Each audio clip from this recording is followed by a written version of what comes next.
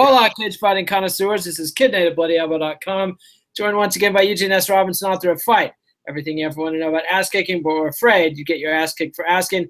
We're battling. Oh, you got it dialed in. It's only been 20 decades. Well, it's because we got these other problems on my mind. Yeah. Got your money on your problems, your minds on your money, or something like that, right? Yeah, I got more money, more problems, more headsets, more problems. So we got. I don't know about that construction there. I'm not so sure. I don't. The more money part is the part that I find very confusing. It is an alien state, isn't it? Yeah. So we are here for the infamous and patented Care Don't Care preview of UFC on Fox 20, aka UFC on Fox Holm versus Shevchenko. So, Eugene, you owe us a disclaimer. Crybabies, bedwetters. This has less to do with your skills and talents as a fighter or a human being, and much more to do with the marketing heft and weight of Zuffa and the bald one it placed behind you in order to get us to know who you are. You want to move from the don't care column to the care column like Bok Choy, the Korean Superboy. Fight an exciting fight, and we will take note. For those dumbasses who haven't gotten the premise of the show, the premise of the show is has the fighter in question risen to a level of notice for guys who are paying attention to a lot of other stuff, but not diving deep on the regular because we have other stuff we're thinking about. So don't come crying to us if you get your feelings hurt fighting an interesting, exciting fight, and fuck off, crybabies and bedwetters. That's right. So once again, this is sort of a meta show. We're both longtime fans. We watch every UFC, but we do zero preparation for the show. So if you're looking for odds and in-depth previews, fuck off. Wrong show. This is to give you an impression, our attempt to follow the marketing of the UFC and give it. That's the last time I explain it to you. That's right. Until next week. So let's dive right in. We got 4 fights on Fight Pass. We got 4 fights on Big Fox, and then 4 more fights on Big Fox. And in case you're wondering how the UFC got all their named fighters on so many cards last week, well, this week they basically have like 3 people old school dudes have heard of. So, but they're featuring some exciting new talent. So we'll see. But first off, I don't think anything could beat the lack of cares that we had for last week's show. It's true. I think I only cared about 3 fights on that show. Right? Yes. Well, that was that Wednesday. I picked Lineker and you picked McDonald. And I guess McDonald lost. Yeah. His injuries. I'm not looking backward. We're looking forward, not back. I take my wins and I just go on to the next one. Come on, I'm Dick Cheney. You're Barack Obama. Let's look forward. Yes. Come on. Exactly. All right, so we've got 4. I'm Donald Trump, and you're Donald Trump. Did you hear that Trump supposedly promised Kasich that he asked him, "Would you like to be the most powerful VP in history?" Because Donald's going to hand over domestic and foreign policy decision making to you. I didn't hear he was going to hand over domestic and foreign policy to his VP, so he could be left to screw showgirls in the freezer. He's going to be busy making America great again. So in a locker in Vegas. I've been relatively blasé about Trump. My biggest concern has been the prospect of a coup, but now the prospect of President Mike Pence. That's a whole different ball game. That guy. Yeah, but they're two free floating conspiracies. One is that Pence, chosen by the Koch brothers, is a Manchurian candidate in waiting. So they're going to knock off Trump. Pence becomes the president. Policy, they don't even need to bother. But Trump's counter is that Pence's grandparents, I could have this wrong, live near one of fucking Trump's the resort he just opened in Scotland. I see. And that means I don't know. It'd be a tragedy, old people fall all the time. What kind of president cares about his grandparents? I mean, if something should happen to me, I don't know, if I get a cold and it's looking like a President Pence, those old people, they might not pull it out. Like President Pence, anyway, that's the thing. We wanted to elect a right-wing whack job from Indiana. I think we should have gotten to vote on that. Anyways, you should patent that right-wing nut job. They should pay. You could make a lot of money like Bruce Buffer with "Let's Get It On" or whatever. Okay. Maybe Roger Ailes will buy it from me with some of his 40 Or million. Sean McCarthy with "Let's Get It On." Or Bruce Buffer with "It's Time." Time. I don't think It's Time has really ever caught on the way Let's Get It On did.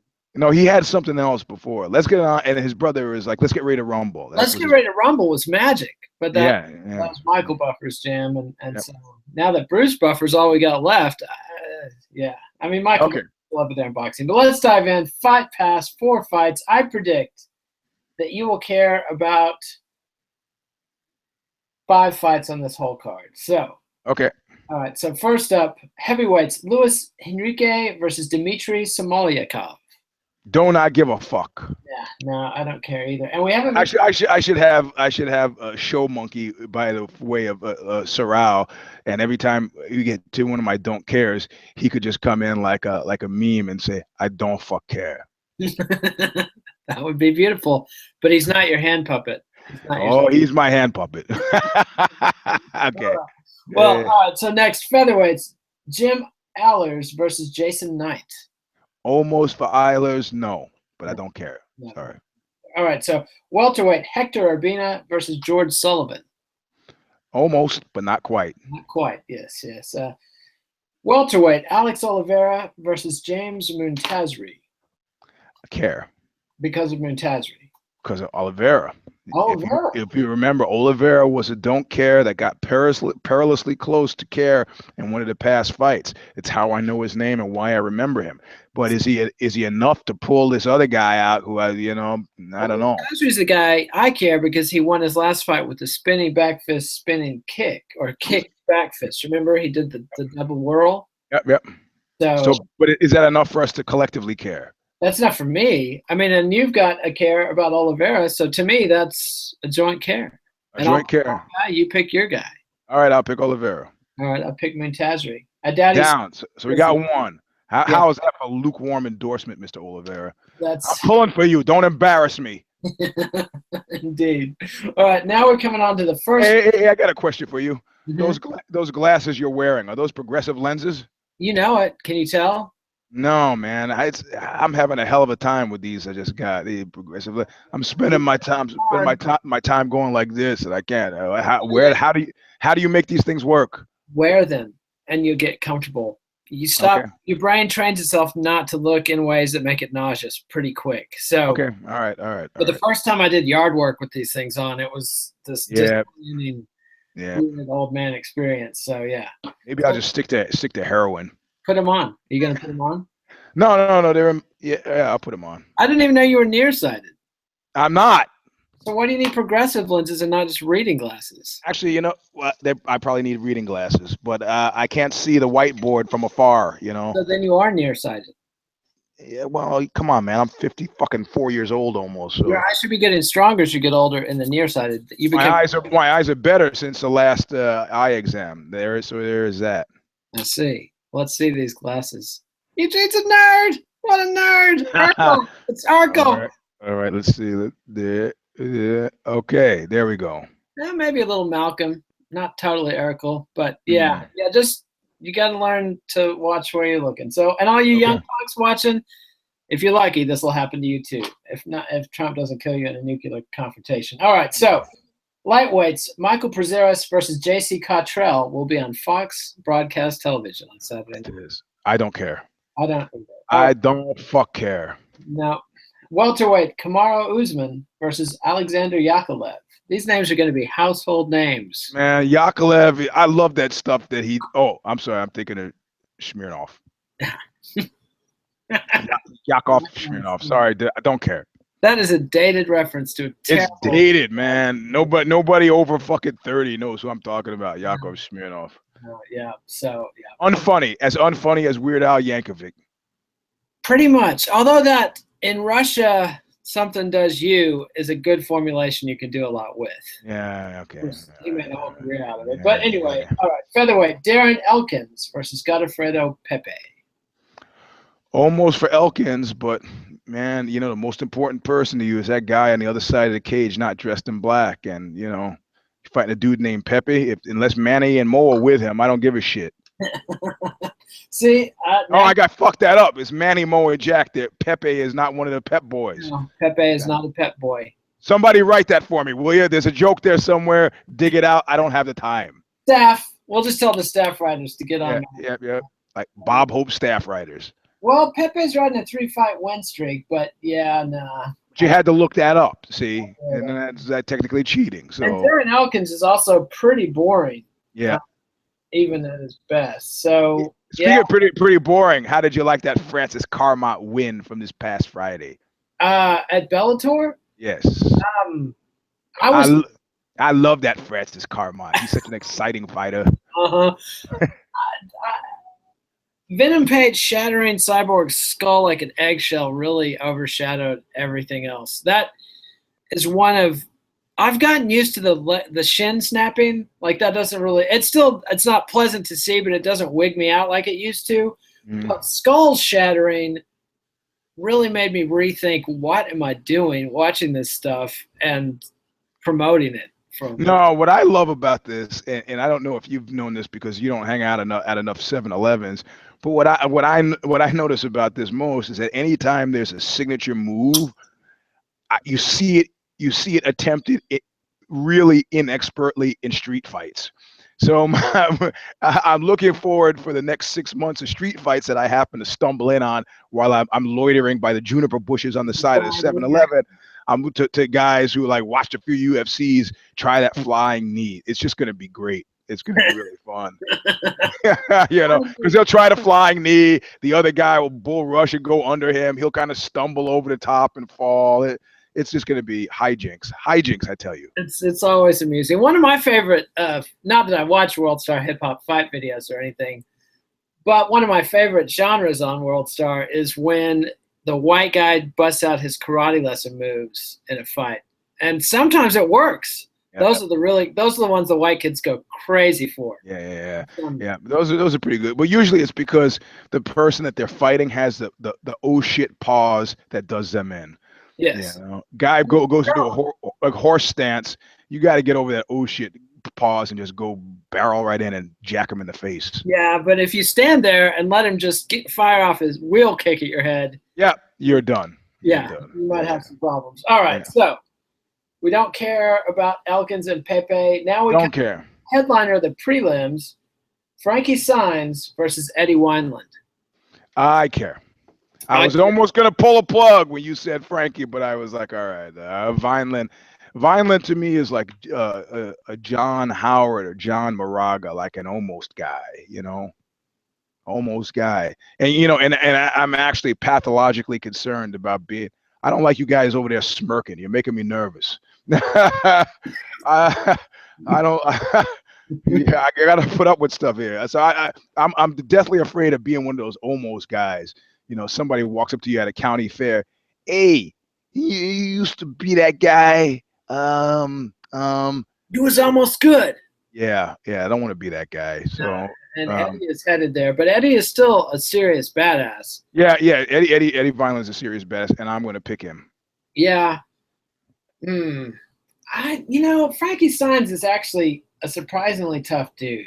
Not saying he's not tough, but saying his emotional motivation for fucking rising to the top is pretty significant.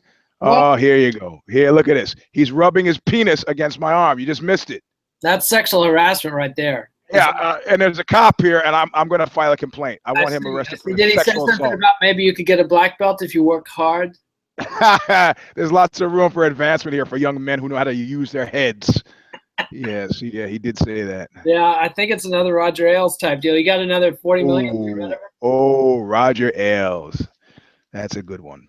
Yeah. Did you see Breitbart saying that every 50 hosts on Fox are willing to walk if they fire Ailes? Yeah. Fucking A. You know what? That might be why they're telling him. But. Yeah, exactly, man. It's like the old mosh pit finger point where they got that guy gets pegged and the whole crowd starts to, this is Bastille Day, man. They've been under this guy's thumb way too fucking long. And like you said yesterday, when he got sick and Murdoch saw, hey, we could actually, a couple weeks without him, nothing bad happened. The Murdoch kids sharpen the knives, and he's done. He's fucking done. And once Megan Kelly came out against him.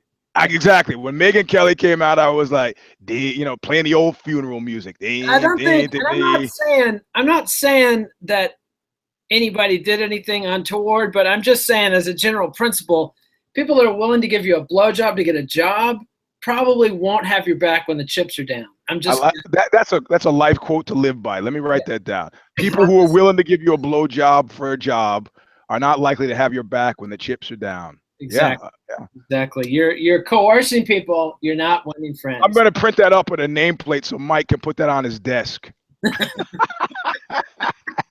That's a useful reminder for anybody in a position of authority. Yeah, right. So, I can't pick Frankie Saenz. It's Tim. I mean, he fought a pretty good fight against Uriah Faber last time out, but I have a friend. Actually, to interrupt here for a second. I have a friend who likes going to hookers, not because he likes going to hookers, but he likes haggling. Can't he just go to like a flea market or? I think he does that too. He's a haggling addict. Yeah, exactly. Anyway, so you're not going to pick Frankie then? I mean, he took Faber to decision, but no, I'm not going to because he's been winning by decision, and Wineland's a knockout artist. So I got to go with that. Hey, speaking of which, can we? I'm not willing to do this yet, but I'm concerned about the Lost Battalion status of a possible Lost Battalion status of Uriah Faber. Well, I mean, isn't he kind of the king of the Lost Battalion? Uriah Faber, no. I think his level of awareness, if this is the guy who's coming to the arena high-fiving and low-fiving Cecil Peoples and asking him, maintaining the internal Rolodex of what the guy's kids are and whether at school, this is a guy who's really pretty self-aware. I don't think he knows exactly where he is, but I don't really see his future. Well, he's talking about, jumping down to flyweight for one last title shot. Yeah. Okay. Keyword last. So again, meaning that he knows exactly where he is. I think he does. So wait, all right. Is the Phantom Toll Booth before the Lost Battalion, or do you go from the Lost Battalion or the opposite states? Lost Battalion is a sudden death move, and you can be there any second at all because you stop being aware of things. I mean, it's like, right, I could easily start having go have a period of exaltation, a manic phase right now when I start telling you, man, when they bump this show up to Fox, and then suddenly you're aware that Eugene is windmilling by a wood pile in the mist. When they bump the show up to Fox, you have no idea where you are, do you? That's how quickly I could get in the Lost Battalion. But you know what? I'm looking at my little sheet of paper, and I know exactly where I am. I'm doing care, don't care in a dirty, smelly gi next to Leopoldo Serrao. I'm talking to you. Yes, it's pretty glamorous. How do you like that? Try that on for Wednesday. Man, the show guaranteed to bring you down. We lost like 2 viewers in the last 10 seconds with that. All right, so let's move on to the exciting main card. Remember when getting MMA on broadcast television was like a dream, and now we're here? Like Word Up Magazine. Yeah. That was a tribute to Alexi Ald. I pulled in some biggie. All right. It was all a dream, like Word Up Magazine. Anyway, okay, sorry. All right, there you go. All right, so women's strawweight, Felice Herrig versus Kaylin Curran. First of all, I care. And I have to say, and I feel ashamed of myself for saying this, deeply and darkly ashamed in actual fact. I've been pretty resistant to this whole idea of selling female MMA stars as like sex symbols. I was like, I don't want to. Yes, okay, Gina Carano's attractive, but I don't want to think. I don't like to cross my wires. It's a fighter. You're a fighter. I don't want to be thinking about anything but you're fighting. I hate it. Oh, don't try to sex up Ronda for me. Let her, And then at some point, somebody said, "Yeah, look at this picture of Felice Herrig." And I'm like, "Yeah."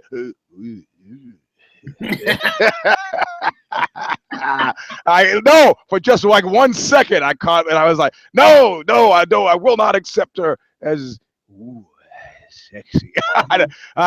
So I have to say I care about this fight just because I need to see her fight.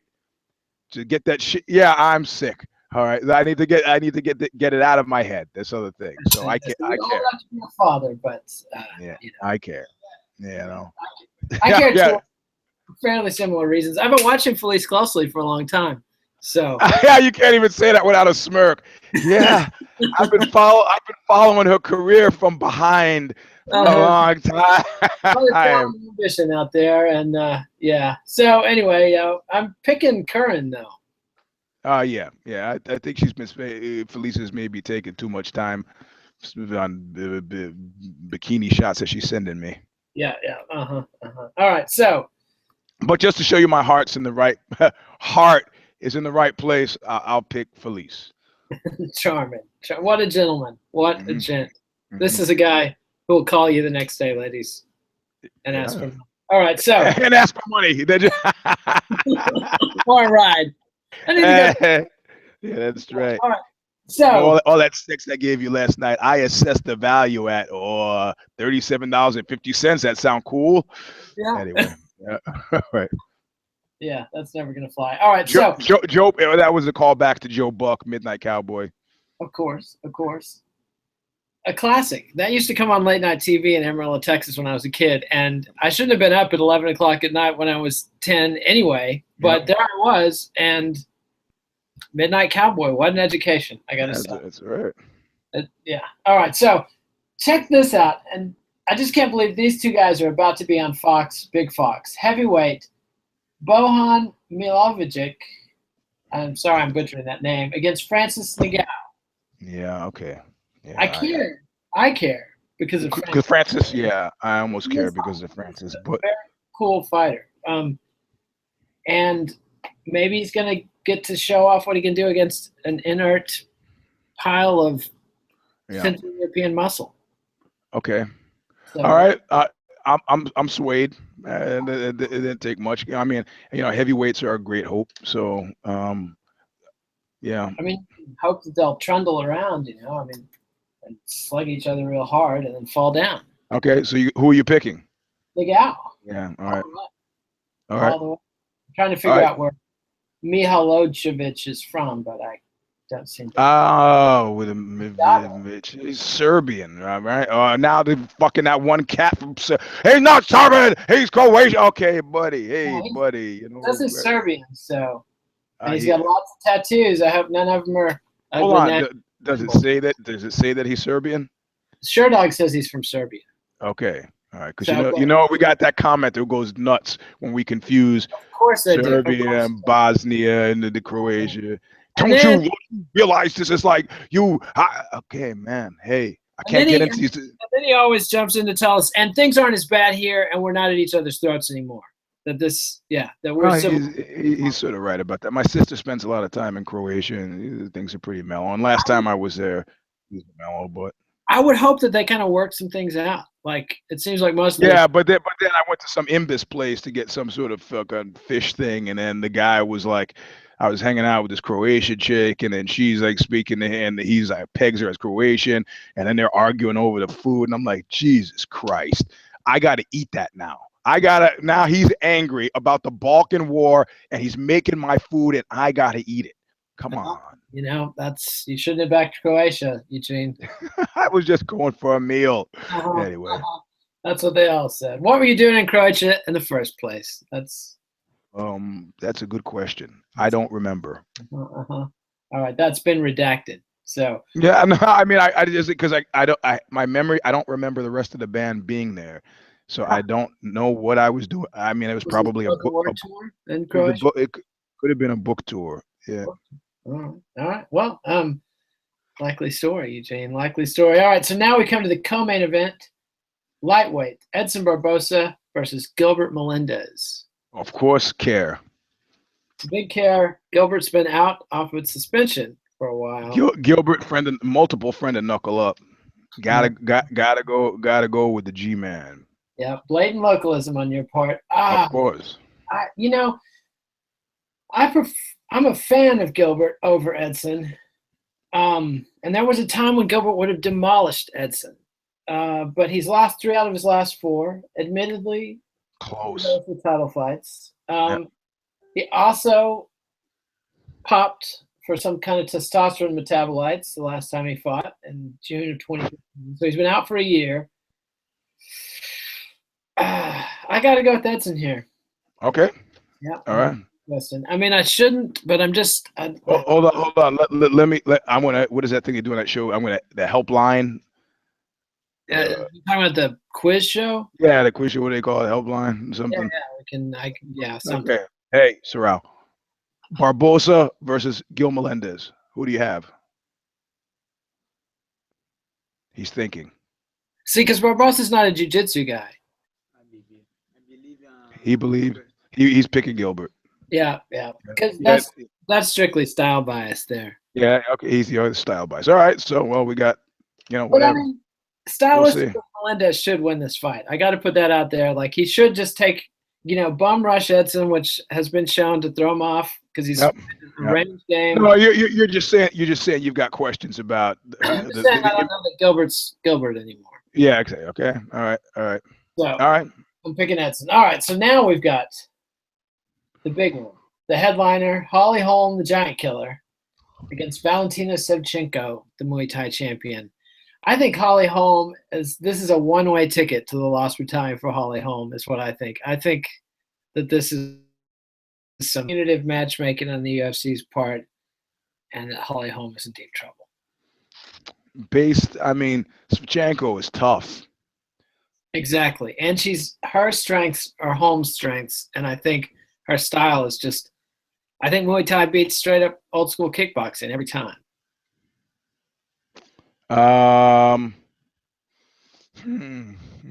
Yeah, I'm seeing the kicks being a factor, and Shevchenko's favor. And the brutality. Yeah. In the clinch. It wasn't Shevchenko's coach the one who got shot and then crawled back to the gym and coached with a bullet in him or something like this. So I don't know about the coaching part. I don't know if that's true or not, but that is the story. This is a tough one, yeah, because the ramifications of a loss, I'm sure, are not lost on Holm. Yeah. I mean, they're looking for excuses to get her out of the picture so that they can usher Ronda back in. And with her in the picture, Ronda can't get back in unless she meets her. Even if she doesn't get her out of the picture, there are those among us who say, yeah, Ronda's return to significance sits with Holly Holm. Even if Holly Holm is not the champ anymore, she's got to get through Holly Holm. But man, and I hate picking against that whole Slavic thing. I'm gonna have to go with Holly. You're picking Holly. Well, she is the odds-on favorite, and I see Saenz is the odds-on favorite, so I'm changing my pick because that's how I roll.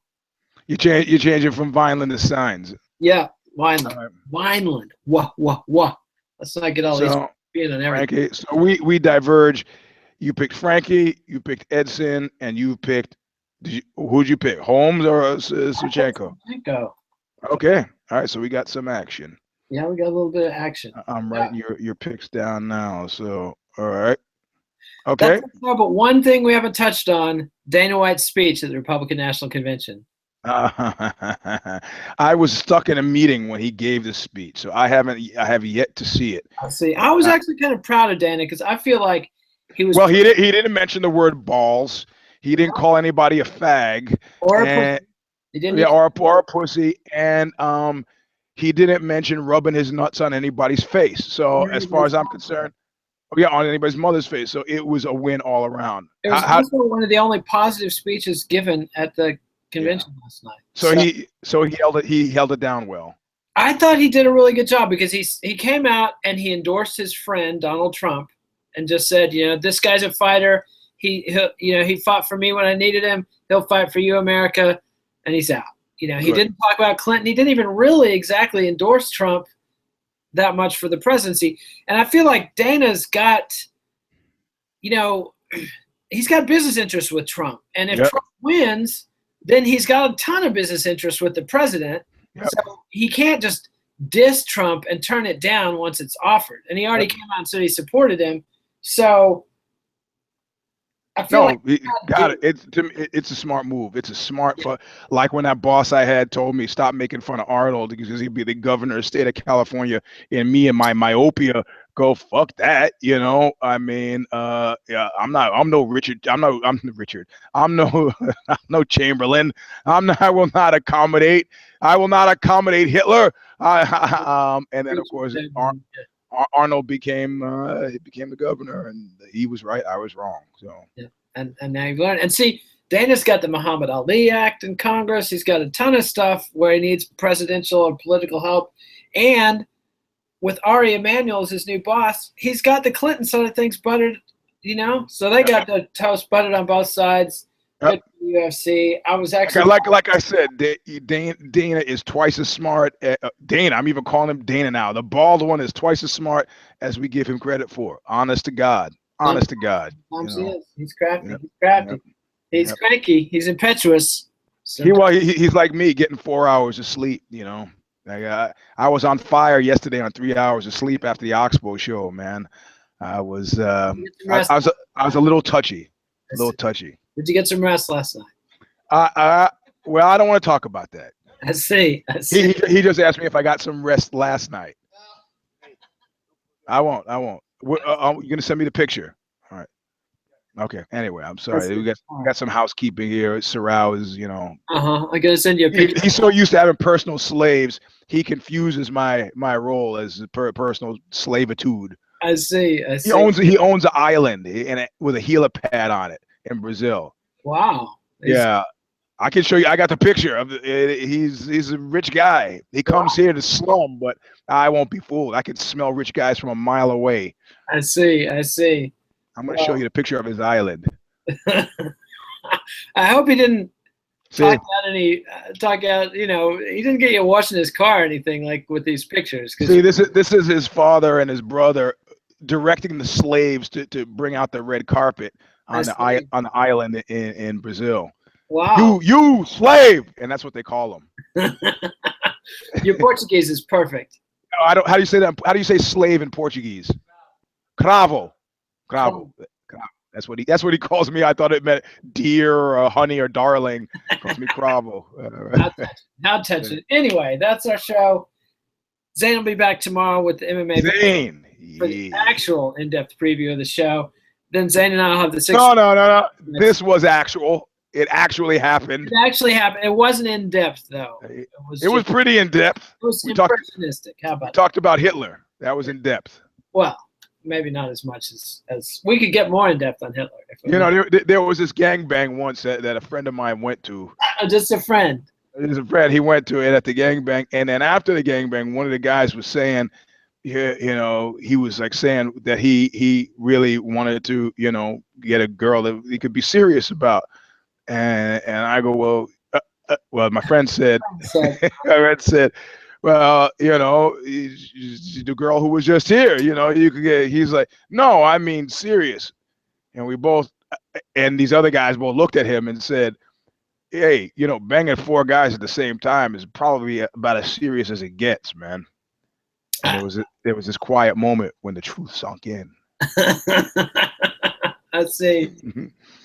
So serious. I have no idea what the point of that was, but it was. And there we go. So, and Eugene will be back on Sunday with the Knuckle Up late, and then it'll be very late because I'll be flying back from New York from Aussie Fest, which I have been getting some emails from y'all in the fight community. Remember, if I'm at a show, you guys are in. A guy showed up Monday night for the Oxbow show. He took the quiz, texted me, took the quiz.